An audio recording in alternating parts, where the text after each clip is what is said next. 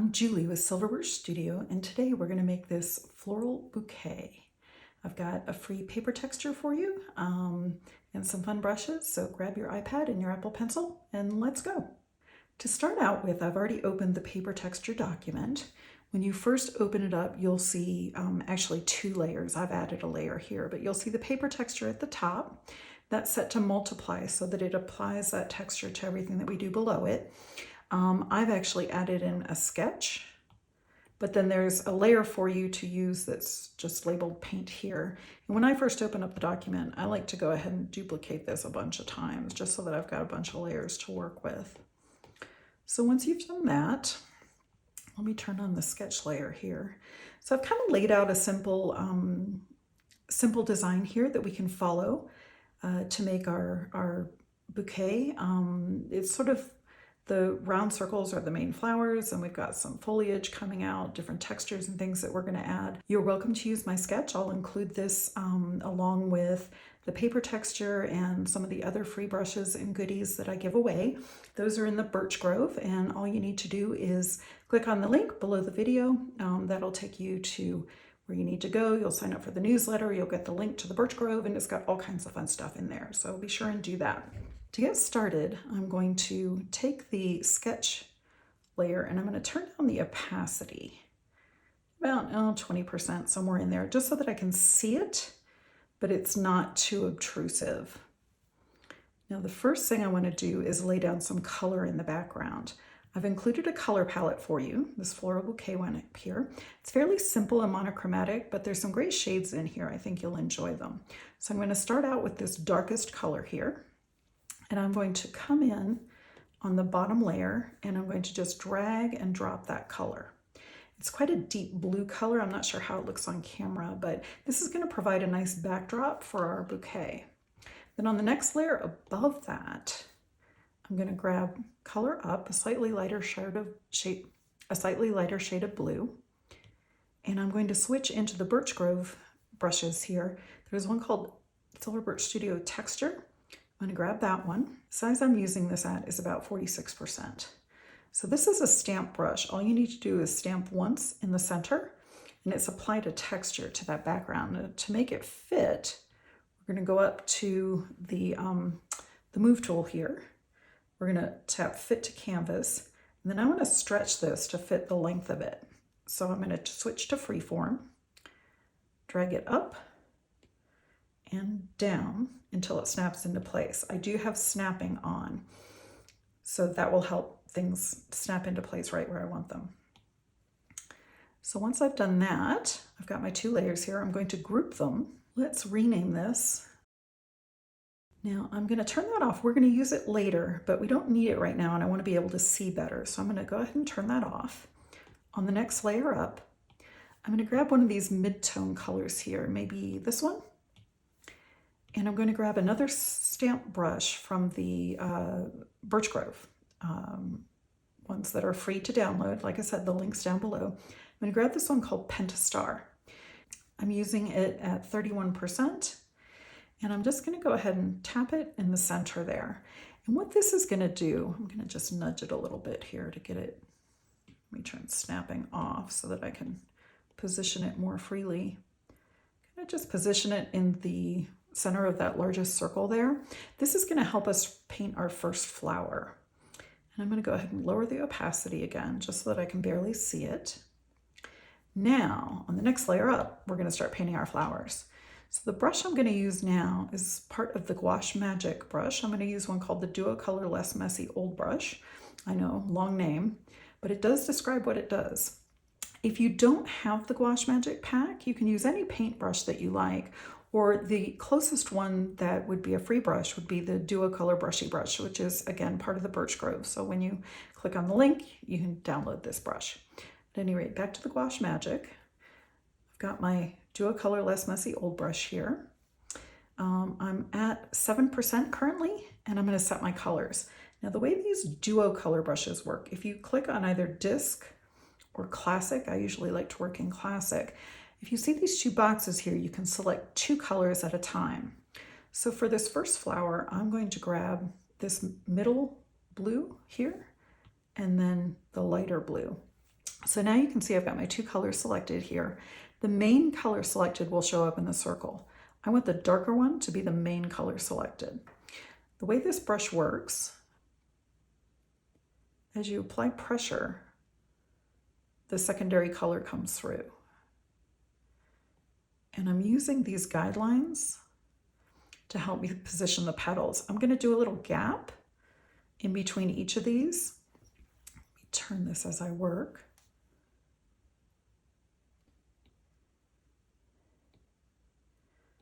And you'll see why in a minute. This brush, as you probably guessed by the name, is kind of a messy texture. But there's one even messier, which is why it's the less messy. It's also, I called it old brush because it sort of has this, you know, when brushes get old and they sort of have this less regular texture to the bristles, that's kind of the effect that you get. Very wet paint with this one, very wet paint look. Okay, so I've used the spokes of the wheel to help guide my positioning on those petals. And now that I've done that, I can turn off that guide. I'm going to duplicate this. Now for some variation, I'm going to come up to the Magic Wand tool here. I'm going to come to Hue, Saturation, and Brightness. I'm going to lower the brightness on this by about 5% to 45%. That makes it darker than the original was. And then what we're going to do, we're going to grab it. We're going to grab it and position it beneath the original one that we painted. And then we're going to rotate it just a bit so that you can kind of see it under and amongst all of the top layer of petals there. It just adds some depth to an otherwise simple flower. Now I'm going to take the next layer above that, and with that same brush, I'm going to add a center. So just kind of swirl the paint around a couple of times. Now I want to come in with a different brush for some texture. So I'm going to go down to the Streaky Bone Dry brush, grab that one, and then I'm going to grab a darker color, maybe this darkest blue, the one that we used on the background. And I'm going to swirl that around a few times. Let me zoom in here, just show you the texture that that has. It gives a really nice effect. It's not how I normally use this brush, but it makes a really nice kind of swirly center for this flower. And by the way, I was using that at about 16%. Let me zoom back out a little bit. The next way we're going to dress up the center of this flower is to go to the bristly round brush. And we're going to use this to make some dots in the center, and I'm going to switch up some colors here. I think I'm going to go with like this medium brown color. And this brush I'm using at 8%. And this brush, when you dot it down, will vary in size depending upon how hard you tap the canvas. And then I'm going to do the same thing with a lighter shade.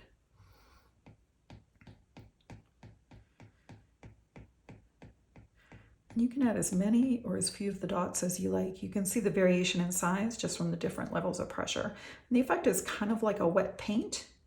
If I zoom in, you'll be able to see that. Let me zoom back out again. Let me do one more shade. And I think we'll go with this lightest color just to add some real variation.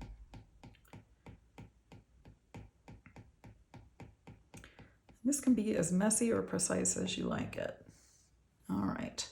So now that I've got that first flower done, I want to group these together. Okay, now I'm going to turn that off for now because I don't need it just at the moment. I'm going to turn my brush or my Pentastar back on so that I can use it to paint these other flowers. So let's flip this back around right away. Okay, so the next step is to move this Pentastar guide and size it down. So I'm going to grab the move tool, I'm going to switch to uniform, I'm going to scale it down, move it over, and just kind of size it so that it fits nicely in my circle there so that it can serve as the guide for the next flower. That looks pretty good. I'll speed the video up here for you since the process on this flower is the same as it was on the first one.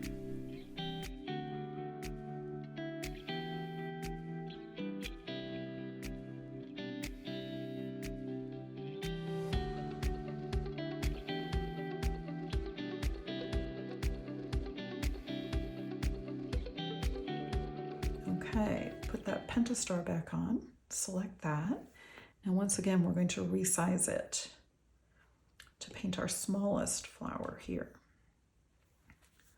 So, and again, I'm just going to size it down enough so that it kind of fits comfortably within that circle, the bit of the circle that I can see. That looks good. Move to the layer above. Now in this flower, we're going to go a little bit lighter in color. I'm going to go back to the less messy old brush. Grab this shade and then this creamy shade. I'll want the darker one selected up in the circle there. And again, we're just going to use that guide to paint our petals. Now I'm actually having a little trouble seeing this well, and I'm sure you are on camera. So this is one of the reasons that I did the background first. I'm going to go ahead and turn that on. And as you'll see, that makes that pop much more. So now we can see it much better. So now let me go back and paint these a little bit more easily now that I can see it better.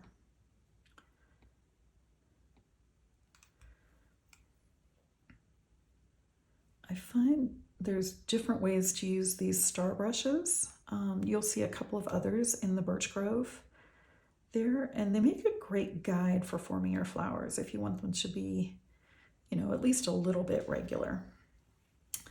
Okay, that looks pretty good. Let me duplicate that. And again, as before, we're going to go up to our magic wand, hue, saturation, brightness. Bring that brightness down to about 45. Move it below the lighter layer. Turn it. And then on the layer above those two, do a center swirl. And then let's switch to the Streaky Bone Dry. I'm going to use this shade, I think, to provide some contrast. Go in with a few swirls to give it some texture. Okay, in this case, I'm definitely going with the lighter colors. Maybe this one. And then change our brush to the bristly round to make our center details. Now let's go with the shade of blue. And maybe that lighter blue too. Okay, now that's that flower done. Let's group it. I'm actually going to turn this background off again, and I'm going to turn that small flower off. And I'm going to get rid of the pentastar because we won't need that. We were just using that as a guide. Now let's look at so we've got our 3 flowers. Now we're going to work on some foliage to go with it. And I'm going to kind of layer this a little bit. So I'm going to start with these 2 leaves here. I'm going to switch to round opaque brush. And I'm going to do this darkest brown color for the larger one there. For the brush size, I've got 14% selected. And by the way, if you want to set your sizes, you can just use the plus and minus here, minus to delete it and a plus to add a saved size. So if you're switching back and forth, it's really helpful. All right, now for this leaf, the way this brush works is it's got a bit of texture even though it's fairly opaque. So I'm going to maintain that brushy texture, I'm going to do this all in one stroke. Let me zoom in so you can see that texture a bit. You could use any monoline brush for this. You'd get a more solid shape. But I kind of like the brushy texture that this has. Now, on the next layer up, I'm going to paint this leaf, but I want to do it in a slightly different shade. So we'll go with this medium tone brown. And again, I'm going to kind of basically follow the guideline of the drawing. I'm going to do this all in one stroke to get that. Good. Okay. Now let's make ourselves a few more layers here. All right, now on this next set of leaves, I'm going to do these 2 kind of that are pointing out down here. And for this, I'm going to use a duo color brush because I want some tonal variation. So to get that, I'm going to grab this lightest color, and then the secondary shade will be this darkest one, and that's the one I want up in the circle. Heavy, light, heavy, reverse coming back down. All right, now we'll do this one again. Light, heavy, light, and then reverse. And using the pressure, turn this off. Using the pressure of the brush, you'll get that variation in tone, and it'll give you kind of that leaf shape that I think looks really nice. All right, let's flip this back around.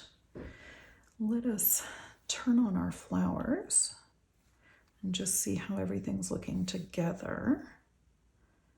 I think that's pretty good. I think actually I'm going to take this small flower and bring it to the front. And let's reposition. The nice thing about having things grouped is that they're easy to move. So I'll grab that medium flower. Just going to nudge that down a little bit. And then let's take that small flower. I think we can come out and over a little bit.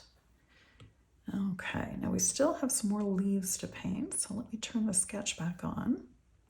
Turn those flowers off. And I'm going to turn these other leaves off too, I think, so that we can really see what we're doing. Now for this, I'm going to use that same Duocolor Round Opaque brush. And we're going to switch to here. I'm going to grab this light one and then pair it with that medium. The medium's the one selected in the upper level there. So I've got 5% selected to start out with because I want to do this stem here.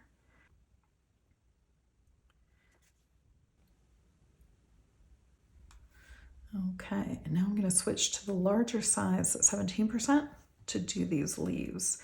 And again, I'm going to take advantage of the pressure sensitivity and the color sensitivity and start out and bring it back down and bring in the color variation. So it's kind of this oval shape.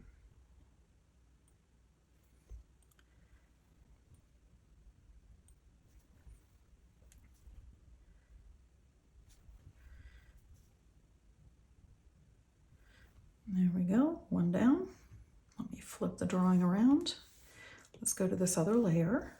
Again, same color, but I'm going to switch to that smaller size for the stem. Nice sweep. Switch back to that larger size. And again, I'm going to use that pressure sensitivity and color sensitivity to give me that kind of leaf effect.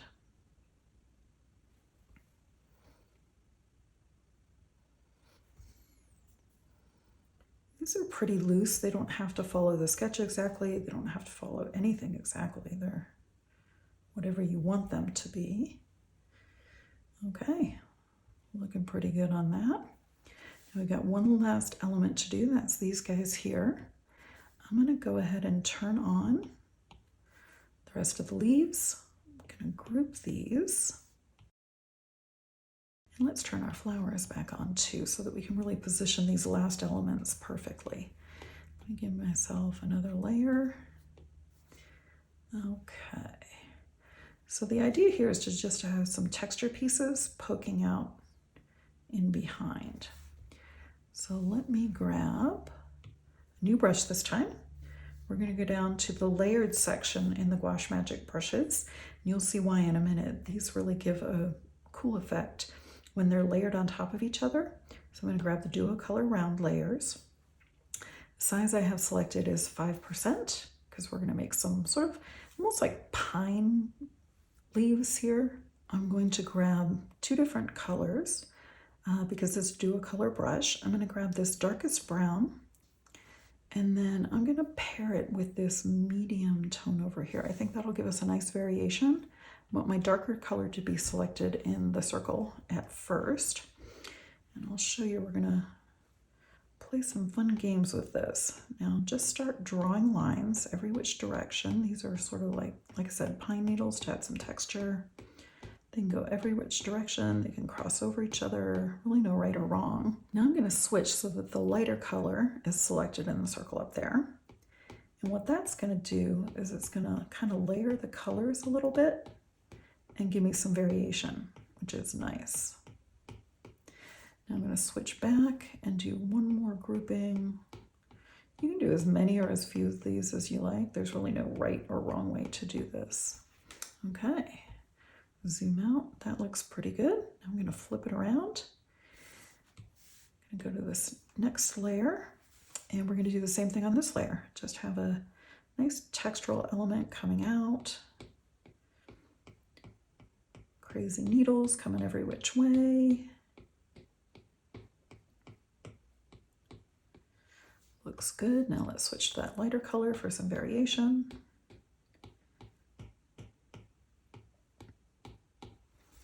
And back again to add just a few more.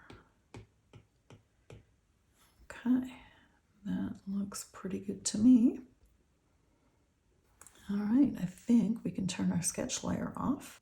One of the things I really like about this color palette and the way this is all going to come together is now that we've got all our elements and we turn that background back on. And I really think that this pops so much against that dark background. You can, of course, shade it any way you like. You could add a lighter texture variation with that texture stamp. You could play all kinds of different games with it. One of the reasons, just so that you know, this is a kind of a tip for those of you who have stayed with me to the end. One of the reasons I don't use the background color is because I've got no flexibility there. With the background color on its own layer, I have the option of coming in and changing the amount of opacity. So if I wanted it a little bit lighter, I could. I could also change my blend mode to play with it some. So it just gives me more flexibility. That's why I always put the background on its own layer rather than using the background color. But at any rate, there you have it. Hope you enjoyed that, and hope you go to the Birch Grove and download some of those free goodies. They're always fun to do. And if you put anything on social media, I would love to see it. You can find me on Instagram, of course, Silver Birch Studio. Tag me so that I can see the beautiful things that you create. And let me know if you have any questions. And of course, as you know, like and subscribe and all that good stuff. That all helps me do more tutorials in the future. If you have any ideas for tutorials you'd like to see in the future, please let me know in the comments. Thanks so much. Bye.